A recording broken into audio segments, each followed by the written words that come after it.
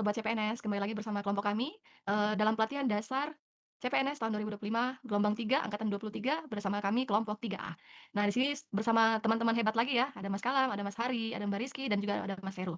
Nah, hari ini kita mau bahas soal, isu ya, ini artikelnya nih teman-teman ya, mengenai, Kementerian ATR BPN soal digitalisasi, diharapkan dapat memperkuat, data maupun, tingkat keamanan pertanahan untuk melawan mafia tanah. Nah, kita akan diskusi bersama teman-teman hebat di hari ini mengenai berorientasi pelayanan dan juga akuntabel di dalam Kementerian, Agraria Tata Ruang Badan Pertanahan Nasional. Sangat menarik sekali ya tema kita pada hari ini, Mbak Arni, ketika kita berbicara mengenai digitalisasi. Tentunya tidak terlepas daripada perkembangan teknologi dan era revolusi industri ya, yang mana saat ini kita sudah memasuki era revolusi industri 5.0, khususnya dalam bidang pertanahan, mungkin ada beberapa kegiatan yang bisa menjadi tema kita, yaitu terkait dengan digitalisasi pertanahan melalui implementasi layanan pertanahan elektronik di Kementerian Agraria dan Tata Ruang Badan Pertanahan Nasional. Menurut teman-teman langkah apa sih yang bisa diambil supaya kegiatan ini dapat diterapkan? Kalau dari Mas Kalam gimana? Untuk tahap kegiatan, mungkin yang pertama menurut saya, Mbak Mas, itu menyusun SOP dan regulasi ya, regulasi dan SOP layanan elektronik. Ini merupakan tahap penting. Kemudian yang kedua, itu pembuatan database penyimpanan dan database layanan. Ini sama pentingnya dengan yang pertama, karena ini akan tempat kita menyimpan dan tempat kita membuat regulasi yang ada. Oke, kalau dari saya, tahapan kegiatannya bisa juga melalui kita melakukan sosialisasi kepada masyarakat. Lalu dengan sosialisasi itu masyarakat nantinya akan mengetahui tentang digitalisasi pertanahan tersebut. Nah, dan selanjutnya juga kita bisa juga melakukan dokumentasi secara elektronik. Nah, seperti itu.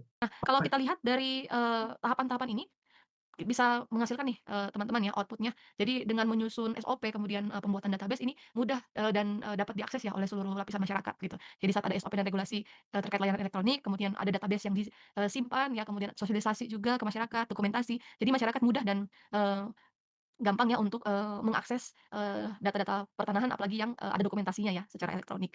Dan saya rasa sih di saat, ada pembuatan database ini juga bisa mempercepat pelayanan. Jadi nggak harus, misalnya cari-cari buku tanahnya ya secara fisik, pada ruangan warkah dan lain-lain. Ya itu kira-kira menurut saya. Gimana dari Mas Kalam? Di bagian output, saya setuju dengan Mbak Arni, tapi saya izin menambahkan satu lagi. Mungkin terkait dengan transparan dalam semua kegiatan. Ini juga sangat penting menurut saya. Kalau keterkaitan substansi mata, pelatihan nih berdasarkan agenda 2, kalau menurut Mbak Rizky, Mas Hari, kira-kira keterkaitannya gimana nih? Untuk keterkaitan substansi, lagi dalam nilai berorientasi pelayanan, diharapkan bukan hanya cepat ya teman-teman, tapi juga untuk mengurangi birokrasi yang berbelit-belit demi meningkatkan kepuasan masyarakat.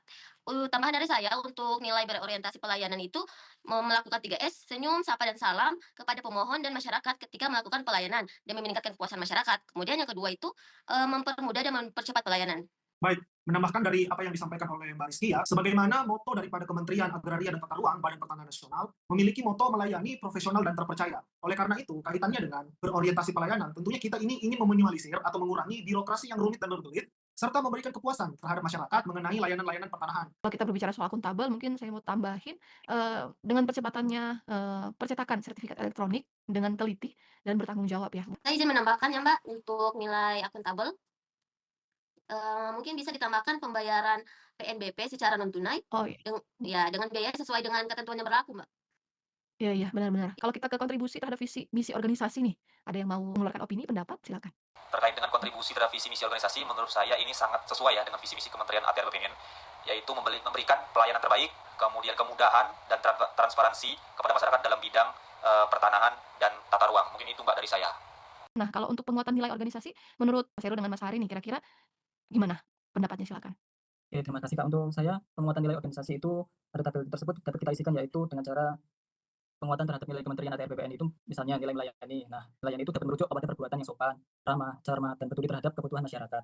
Lalu serta memberikan solusi terbaik terhadap kebutuhan masyarakat itu. Baik, saya menambahkan yang disampaikan oleh Mas Heru ya, terkait dengan penguatan nilai organisasi, tentunya kita bicara mengenai peningkatan mutu daripada Kementerian ATR BPN itu sendiri. Nah, Kementerian ATR BPN ini juga memiliki nilai profesional dan terpercaya di dalam motonya. Sehingga menurut saya, nilai profesional dan terpercaya ini justru merujuk kepada pelayanan pertanahan yang adil dan non-diskriminasi. Jadi pelayanan pertanahan itu tidak boleh membedakan sukunya, agama, ras, atau adat istiadat. Serta prosedur pelayanan pertanahan itu harus jelas juga dan mudah dipahami oleh masyarakat. Sehingga pelayanan pertanahan ini nantinya dapat memberikan kecepatan pelayanan maupun ketepatan pelayanan kepada masyarakat itu sendiri. Itu dia sobat, CPNS yang harapan kami dari hal yang kami bahas di, kesempatan kali ini bisa membuat, pikiran kita bisa terbuka ya mengenai solusi-solusi yang ada. Oke, sobat ASN itu dulu yang kita bahas ya di hari ini. Sampai jumpa di video-video kita selanjutnya.